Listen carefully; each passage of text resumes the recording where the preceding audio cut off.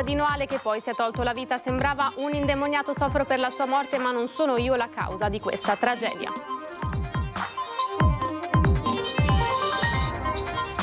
La Guardia di Finanza di Venezia ha sequestrato 300.000 euro ad un imprenditore edile di Portogruaro per sottrazione fraudolenta al pagamento delle imposte. Dopo la violenta aggressione del 9 maggio scorso con 2 feriti al kebab di Campo Santi Apostoli, il questore Buonaccorso dispone la chiusura per 5 giorni del locale.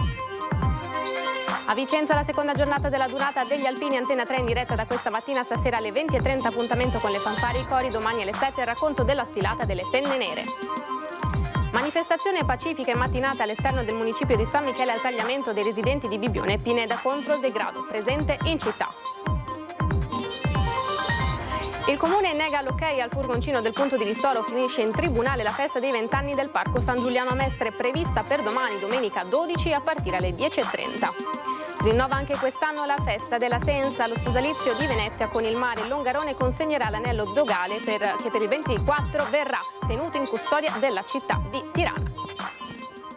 Buonasera, bentrovate e bentrovate edizioni di Venezia dei telegiornali di Antena 3. Come avete sentito dai nostri titoli abbiamo raggiunto la donna aggredita dall'ex che poi si è tolto la vita. Sentiamo il servizio di Anna Maria Parisi. È riuscita a sfuggire a un tentato omicidio, assassinio? Allora, non mi sento viva perché sono, tra virgolette, morta quando è morto lui. Forse col tempo riuscirò a prendere in mano la mia vita, ma dire di sentirmi viva, no. Lei dopo 6 anni di relazione da gennaio l'aveva lasciato, rottura da lui però non accettata e si era per questo rifiutato di consegnare le chiavi di casa. Francesca, nome di fantasia per tutelarla, scampata alla brutale aggressione di pochi giorni fa a Mestre, che per miracolo non si è trasformata in femminicidio per mano del suo ex, che poi si è tolto la vita nella sua casa di Noale. Negli occhi di Francesca, sul viso e addosso, i segni visibili e invisibili del tentato strangolamento. Con gli occhi fuori di testa mi ha avventato per il collo, mi ha scaraventato per terra. Da quel momento io vedevo tutto sfocato. Ancora sotto shock, ripercorre quei terribili istanti di un tempo interminabile, accompagnandoci nell'angolo della casa in cui è scampata la morte. Lui era probabilmente con le gambe, non so, seduto sopra di me, seduto a questo appunto il bagnetto dove...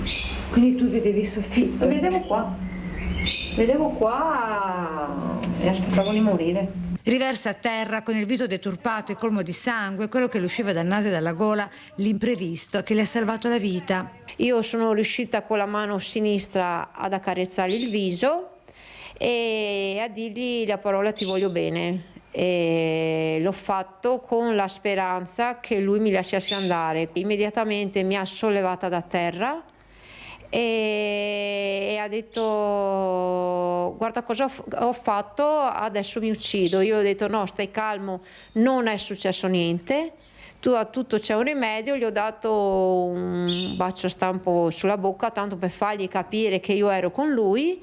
Gli ho detto pulisciti le mani che sei pieno di sangue. Così, lasciando il suo aggressore a casa con una scusa, è salita in macchina e da sola si è recata al pronto soccorso, dove con la presa in carico dei medici la denuncia è scattata in automatico d'ufficio come previsto dai protocolli. Ho tentato omicidio alla fin fine, perché se continuava adesso eravamo in 2 all'obitorio. Sebbene vittima, soffre molto per il suicidio del suo ex. Il messaggio ai familiari di lui: ha ferito 2 famiglie, però adesso lui è morto, ma io invece porterò la croce per tutta la vita, perché comunque è una persona che ha fatto parte della mia vita, nel bene o nel male. Anche se ha fatto quel gesto, è sempre una persona che ha fatto parte della mia vita. Maxi sequestro della Guardia di Finanza di Venezia. 300.000 euro di sequestro preventivo per sottrazione fraudolenta al pagamento delle imposte. Lo ha eseguito la Guardia di Finanza di Venezia nei confronti di un'impresa edile. Le indagini condotte dai militari del gruppo di Portogruaro sotto il coordinamento della Procura di Pordenone erano partite dopo la cessione di un'auto di proprietà di una ditta individuale del settore costruzioni. Una cessione apparsa anomala perché il mezzo risultava pignorato appena il giorno prima. La Finanza ha scoperto, oltre alla presunta vendita simulata dell'auto, una serie di attività dell'indagato, da un lato per ridurre il patrimonio della ditta a favore della moglie di una società di capitali costruita ad hoc, dall'altro per trasferire a costoro somme liquide, beni strumentali e crediti per un valore di circa 1 milione di euro. Lo scopo sarebbe stato non pagare debiti collerari o quantificati in più di 300.000 euro. Il sequestro preventivo disposto dalla Procura ha colpito un immobile del valore di circa 250.000 euro, l'auto, quote societarie e disponibilità finanziarie dell'indagato.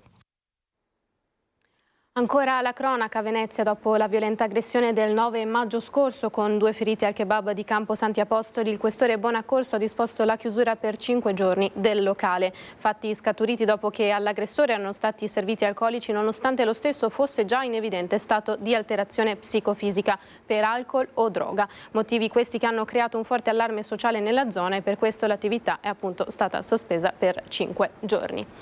Noi ci fermiamo con la nostra pagina della cronaca per andare a ripercorrere quello che è stato il sabato della 95esima adunata degli Alpini.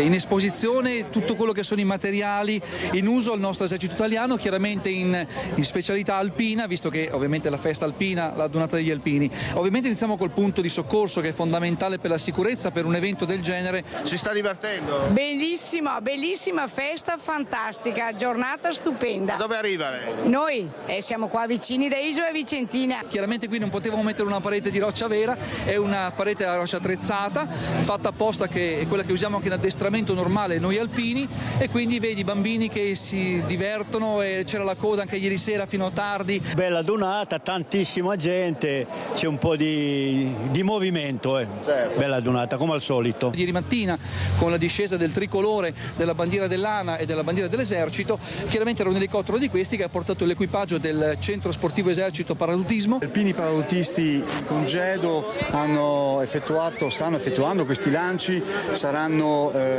15 paracadutisti in due decolli diversi, sono atterrati i primi 3 e stanno per atterrare gli altri 4 del primo decollo.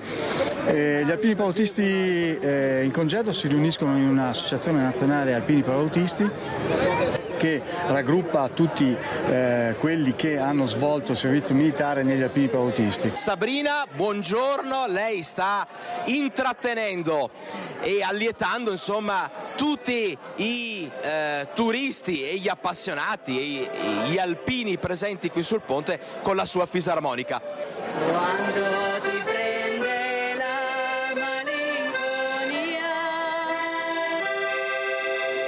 questa canzone canta insieme a noi. Ora vediamo che questa modalità è piuttosto inusuale di versare, ma l'importante è quello che c'è dentro nel bicchiere. Ma sì, ma ecco. Il vino buono lo bevi solo qua dentro. Ripeto, non è l'aurora boreale, ma è uno spettacolo di un altro tipo.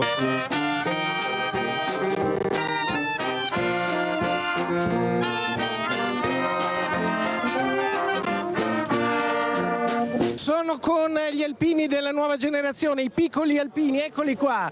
Ciao, come ti chiami? Vittorio. Vittorio, e tu come ti chiami? Francesco. E Francesco, sono tra Vittorio e Francesco. Signori, gli alpini della futura generazione. Se avete sete, la tazza alla mano, che ci rinfresca.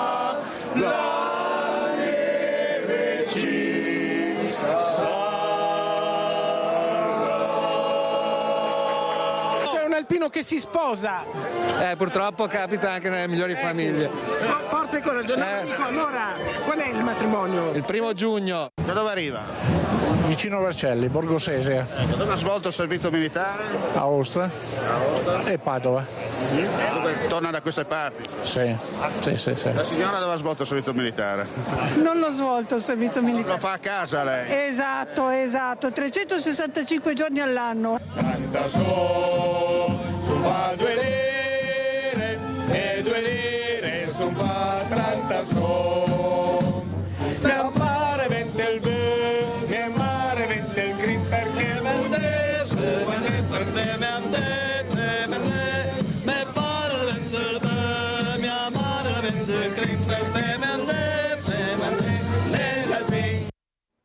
questa la giornata di questo sabato di adunata con tanti eventi e stasera alle 20:30 la diretta con le fanfare allo Stadio Menti e i cori. Domani la giornata più attesa con la sfilata delle penne nere alle 7 del mattino, via la lunga diretta che per tutto il giorno vi racconterà le emozioni dell'ultima giornata dell'adunata di Vicenza fino al passaggio della stecca e la maina bandiera. Potrete mandare i vostri messaggi via SMS o WhatsApp al numero 351 17 55 34 0.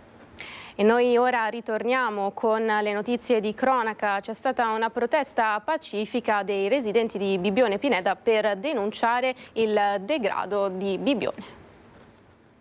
Bibbione Pineda chiede una diversa attenzione a sindaco, a giunta e a tutti i consiglieri del comune. Mattinata di protesta pacifica quella di oggi all'esterno del municipio di San Michele al Tagliamento. Un centinaio di residenti che fanno parte della neonata associazione per la tutela e la valorizzazione di Bibbione Pineda ha voluto far sentire con forza la propria voce. Jesolo fa comune, Caorle fa comune, Bibbione Pineda e Bibbione in generale con le sue spiagge sono una frazione di San Michele al Tagliamento. Questo cosa implica? Implica non disattenzione da parte dell'amministrazione comunale, ma delle priorità diverse. Priorità diverse che, protraendosi negli anni, hanno prodotto un degrado. Stiamo parlando di strade dissestate, ho ricevuto varie lettere come associazione che andiamo a costituire oggi pomeriggio per la valorizzazione e la tutela di Bibbione Pineda, da parte di persone disabili che non riescono con la carrozzina a entrare in casa. Ci sono nuvole di zanzare, mi hanno detto che recentemente sono arrivate 120-130 lettere di protesta al comune con la diffide anche di alcuni avvocati. Tra le richieste di attenzione anche il tema della raccolta dei rifiuti. Io volevo dire semplicemente che fare la raccolta porta a porta in una località turistica in cui c'è un continuo andirivieni di turisti, anche stranieri, è una cosa totalmente insensata. L'associazione al termine della manifestazione ha incontrato il sindaco Flavio Maurutto, che si è augurato una collaborazione reciproca e si è detto disponibile a un incontro a breve. L'associazione chiede lo stanziamento di apposite risorse da parte dell'amministrazione comunale. Questa stagione produrrà credo dai 4 ai 5 milioni di entrate dai turisti e dal soggiorno. Ecco, una parte deve rimanere dove nasce questa ricchezza.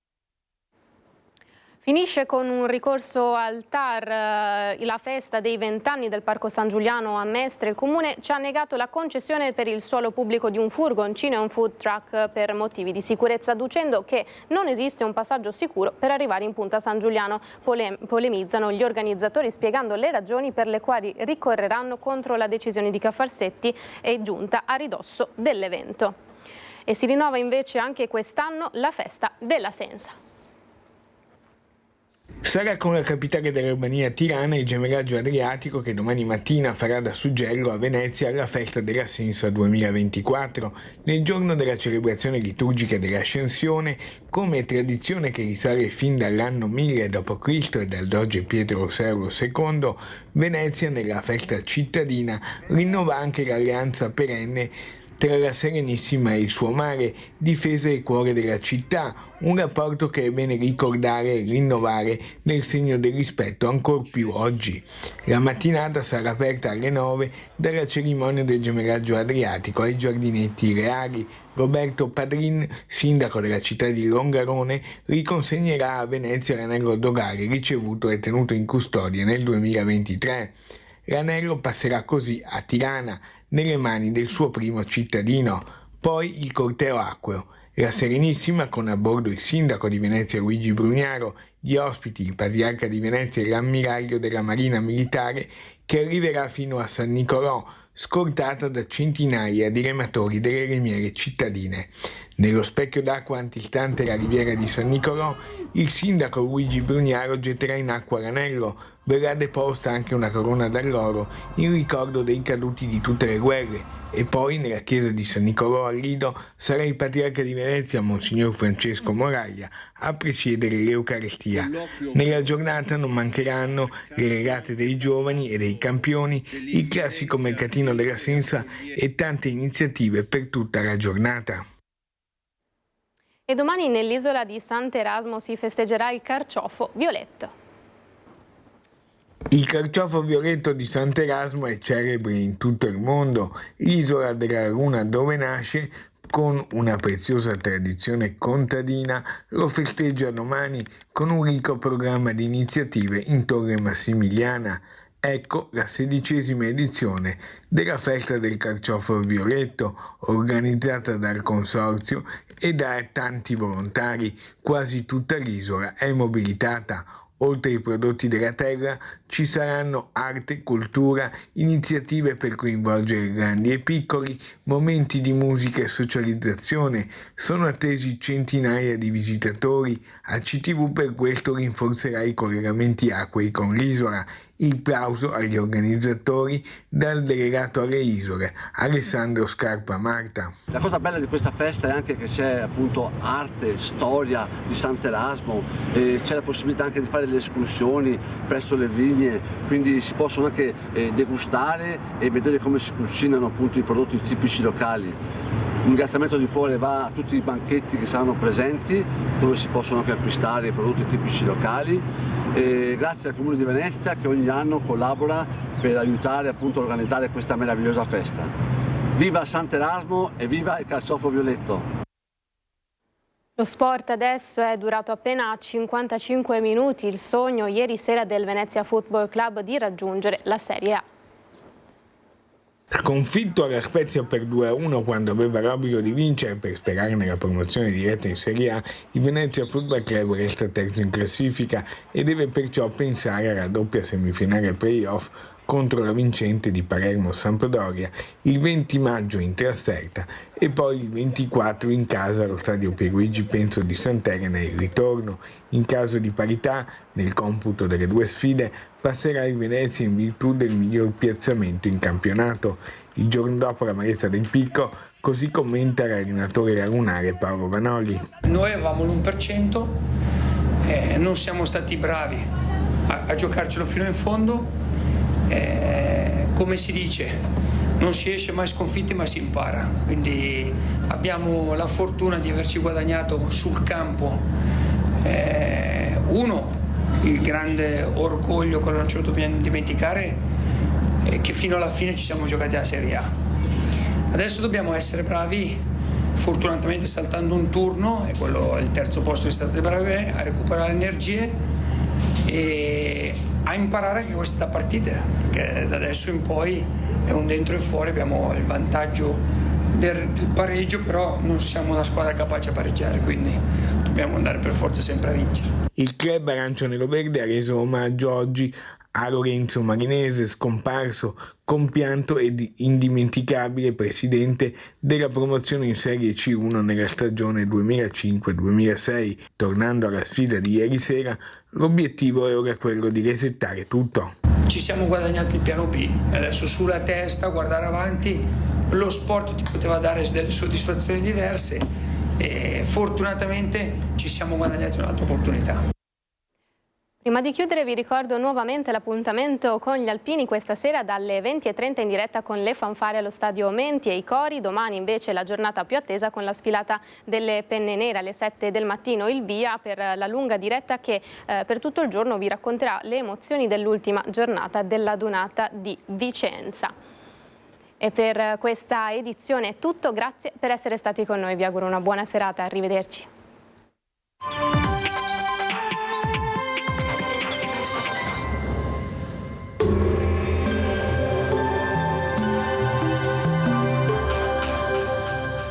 Fratelli Artuso Group, ritiro e radiazione gratuiti del tuo veicolo fuori uso, vendita ricambi usati a prezzi vantaggiosi, serietà e professionalità. Benvenuti al meteo. Pressione atmosferica stabile, bel tempo e clima gradevole domenica 12 maggio. Vediamo il dettaglio con l'aiuto della grafica. Sul Veneto tanto sole e cielo in prevalenza poco nuvoloso. Sui monti dal pomeriggio tuttavia non è escluso qualche temporale possibile fin verso le pianure circostanti. Temperature sostanzialmente stazionarie, minime tra 12 e 16 gradi, massime tra 21 e 26 gradi. Spostiamoci ora sul Friuli Venezia Giulia. Anche qui sarà soleggiato. Sulla zona montana avremo addensamenti pomeridiani con possibili rovesci associati. Temperature minime sui 14-16 gradi, massime intorno ai 23-24 gradi. Infine diamo uno sguardo alla situazione del Trentino Alto Adige, dove il cielo sarà in gran parte soleggiato, poi avremo locali annuvolamenti e qualche temporale sparso. Temperature minime sui 13 gradi, massime intorno ai 23-25 gradi. Dal meteo è tutto, vi auguro un buon proseguimento in nostra compagnia.